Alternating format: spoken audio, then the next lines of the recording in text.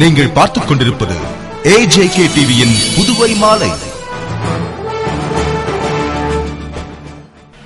வணக்கம். உழைப்பும் முதலீடு போன்றதே எனும் தத்துவம் ஏற்றுக்கொள்ளப்படுவதற்கான சூழல் விரைவில் உருவாகும் என்று கூறி மத்திய இணையமைச்சர் நாராயணசாமி, முதலமைச்சர் ரங்கசாமி மற்றும் முக்கிய தலைவர்கள் மே தின வாழ்த்துக்களை தெரிவித்துள்ளனர். ஒவ்வொரு ஆண்டும் மே 1ஆம் தேதி தொழிலாளர் தினமாக கொண்டாடப்படுவதை முன்னிட்டு மத்திய இணையமைச்சர் நாராயணசாமி வெளியிட்டுள்ள வாழ்த்து செய்தியில், எண்ணற்ற தொழிலாளர்கள் 8 மணி நேர வேலை உள்ளிட்ட தொழிற்சங்க உரிமைக்காக போராடி உயிர் நீத்த தினமே மே தினம் என்று குறிப்பிட்டுள்ளார். நாட்டின் முன்னேற்றத்தில் பெரும் பங்கு வகிக்கும் தொழிலாளர்களாகிய அனைவருக்கும் தன்னுடைய மே தின வாழ்த்துக்களை அவர் தெரிவித்துள்ளார். முதலமைச்சர் ரங்கசாமி வெளியிட்டுள்ள வாழ்த்து செய்தியில், உழைக்கும் மக்களின் திருநாளாக கருதப்படும் இந்த மே தினத்தில் உழைக்கும் பாட்டாளி வர்க்க தோழர்கள் அனைவருக்கும் தனது உளம் கனிந்த நல்வாழ்த்துக்களை தெரிவித்துக் கொள்வதில் பெருமகிழ்ச்சி அடைவதாக தெரிவித்துள்ளார்.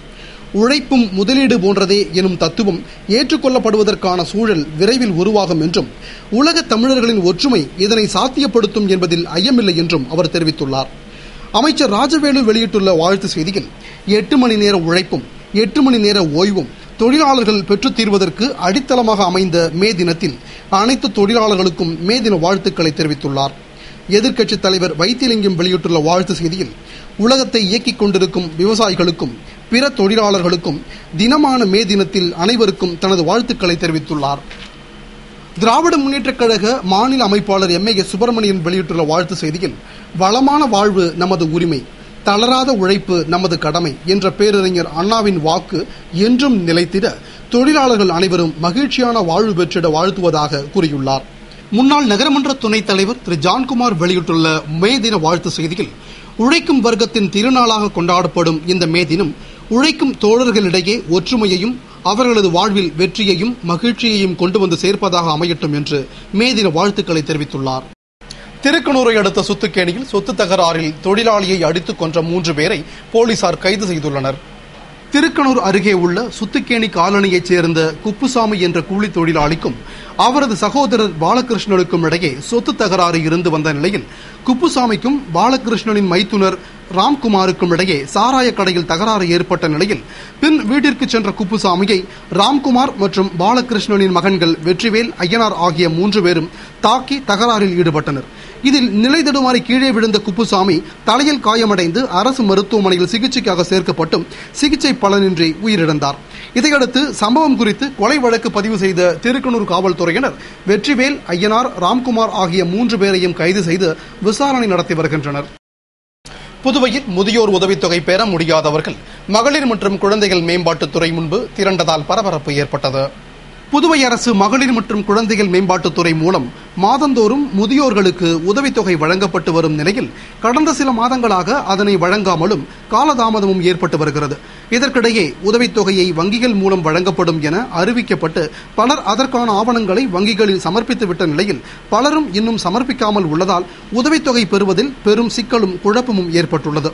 இந்நிலையில் மார்ச் மாதத்திற்கான உதவித்தொகை நேற்று 29ஆம் தேதி முதல் அங்கன்வாடிகளில் வழங்கப்பட்ட நிலையில் இதுகுறித்து முறையாக அறிவிக்காததால் அங்கன்வாடிகளில் உதவித்தொகை கேட்க சென்ற போது துறைக்கு பணத்தை திருப்பி அனுப்பிவிட்டதாக அவர்கள் தெரிவித்தனர். இதேபோன்று வங்கிகளும் பயனாளிகள் முறையான ஆவணம் செலுத்தவில்லை என பணத்தை துறைக்கே திருப்பி அனுப்பிவிட்டதாக தெரிவித்ததால் உதவித்தொகை கிடைக்காத முதியோர்கள் மகளிர் மற்றும் குழந்தைகள் மேம்பாட்டுத்துறை முன்பு திரண்டனர்.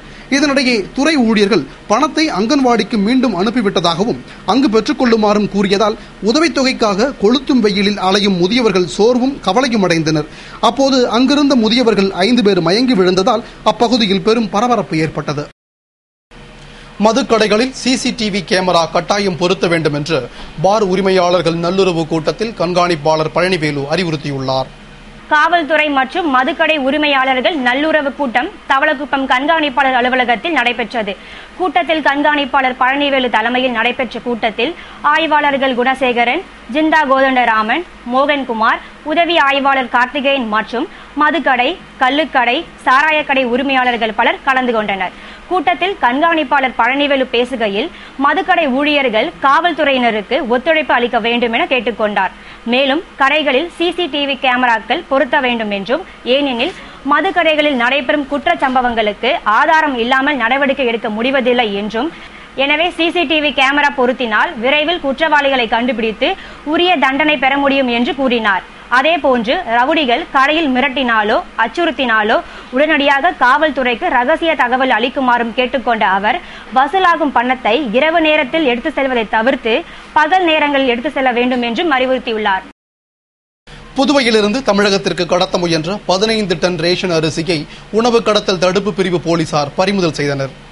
புதுவை கோரிமேடு காவல்துறையினர் உதவி ஆய்வாளர் பாலமுருகன் தலைமையில் போக்குவரத்து முனையத்தில் திடீர் சோதனையில் ஈடுபட்ட போது அங்கு நின்றிருந்த லாரியில் மூட்டைகளில் அரிசி இருப்பதை கண்டுபிடிக்கப்பட்டதை தொடர்ந்து உணவு கடத்தல் தடுப்பு பிரிவு போலீசாருக்கு தகவல் தெரிவித்தனர். இதையடுத்து சம்பவ இடத்திற்கு சென்ற உணவு கடத்தல் தடுப்பு பிரிவு உதவி ஆய்வாளர் ஆறுமுகம் தலைமையிலான போலீசார் மூட்டைகளை சோதனையிட்டு அதில் ரேஷன் அரிசி இருந்ததும் அது தமிழகத்திற்கு கடத்த இருந்ததும் தெரிய வந்தது. இதையடுத்து லாரியையும் அதிலிருந்த 15 டன் எடையுள்ள 306 மூட்டை அரிசியையும் பறிமுதல் செய்த காவல்துறையினர் லாரி உரிமையாளரையும் தப்பி ஓடிய டிரைவரையும் தேடி வருகின்றனர். சேதராப்பட்டு பகுதி புதுவை அரசால் தொடர்ந்து புறக்கணிக்கப்படுவதை கண்டித்து விடுதலை சிறுத்தைகள் கட்சியினர் பட்டினி போராட்டத்தில் ஈடுபட்டனர். புதுவை மாநில விடுதலை சிறுத்தைகள் கட்சி சார்பில் பல்வேறு கட்சியினர் பங்கேற்ற பட்டினி போராட்டம் சேதராப்பட்டு புரட்சியாளர் அம்பேத்கர் சதுக்கம் முதன்மை சாலையில் நடத்தப்பட்டது.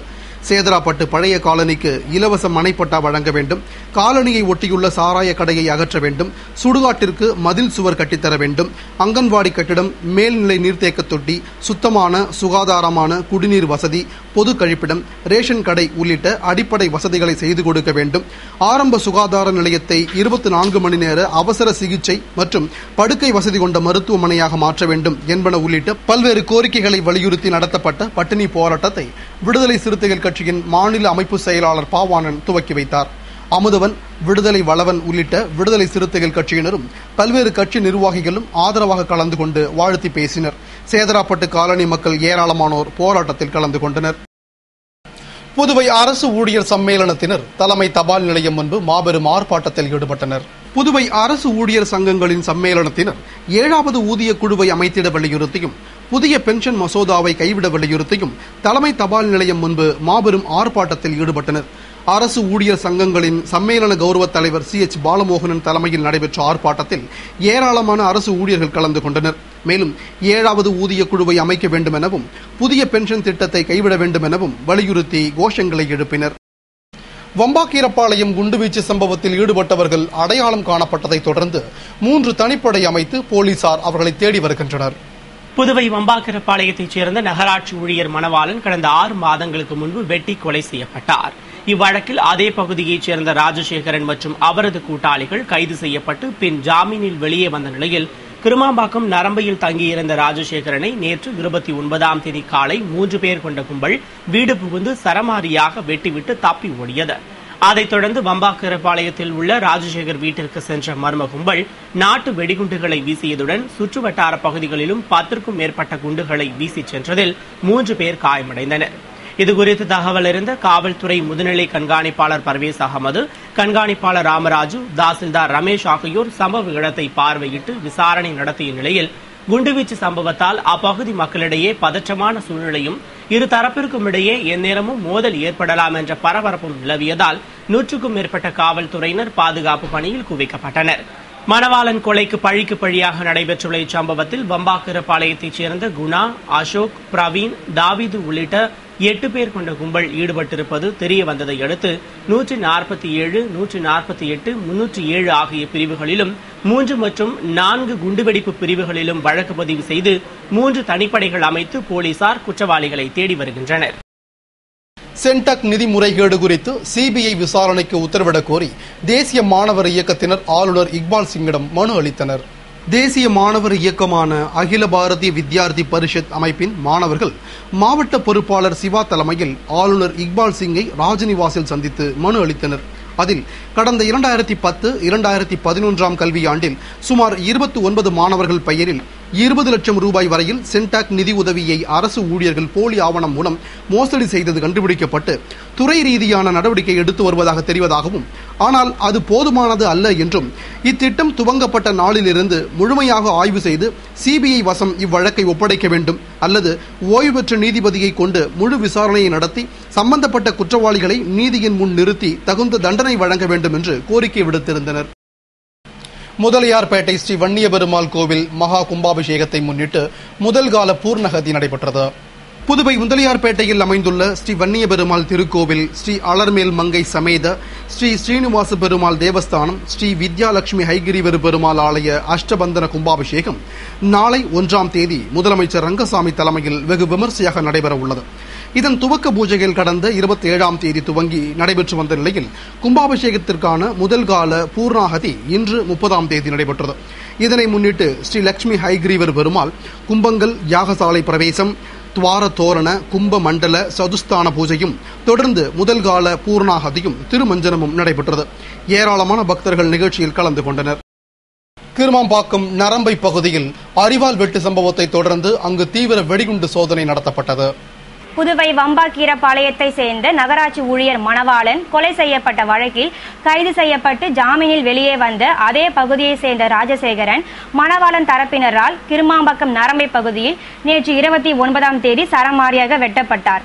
இதையடுத்து அவர் அருகிலுள்ள தனியார் மருத்துவமனையில் அனுமதிக்கப்பட்டு பின் மேல் சிகிச்சைக்காக ஜிப்மர் மருத்துவமனையில் அனுமதிக்கப்பட்டார். இதனிடையே இச்சம்பவத்தின் போது மணவாளன் தரப்பினர் விட்டு சென்ற 2 நாட்டு வெடிகுண்டுகளை போலீசார் கைப்பற்றிய நிலையில் வெடிகுண்டு நிபுணர்கள் நரம்பை பகுதியில் தீவிர வெடிகுண்டு சோதனை நடத்தினர். மேலும் மோப்பனாயும் வரவழைக்கப்பட்டு தீவிர சோதனை நடத்தப்பட்டது. பாகூர் மற்றும் கொரவள்ளிமேடு அரசு பள்ளி மாணவ மாணவிகளுக்கு இலவச சைக்கிள்களை அமைச்சர் தியாகராஜன் வழங்கினார். புதுவை அரசு சமூக நலத்துறை மூலம் அரசு பள்ளி மாணவர்களுக்கு இலவச சைக்கிள் வழங்கப்பட்டு வருகிறது. அதன் தொடர்ச்சியாக பாகூர் பாரதி ஆண்கள் மேல்நிலைப் பள்ளி மாணவர்களுக்கு இலவச சைக்கிள் வழங்கும் நிகழ்ச்சி நடைபெற்றது.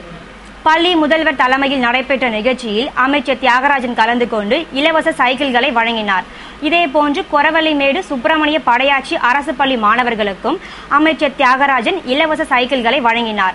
பள்ளி துணை முதல்வர் சாஸ்திரி மற்றும் ஆசிரியர்கள் பலர் நிகழ்ச்சியின் போது உடனிருந்தனர். இத்துடன் செய்திகள் நிறைவடைந்தன. வணக்கம்.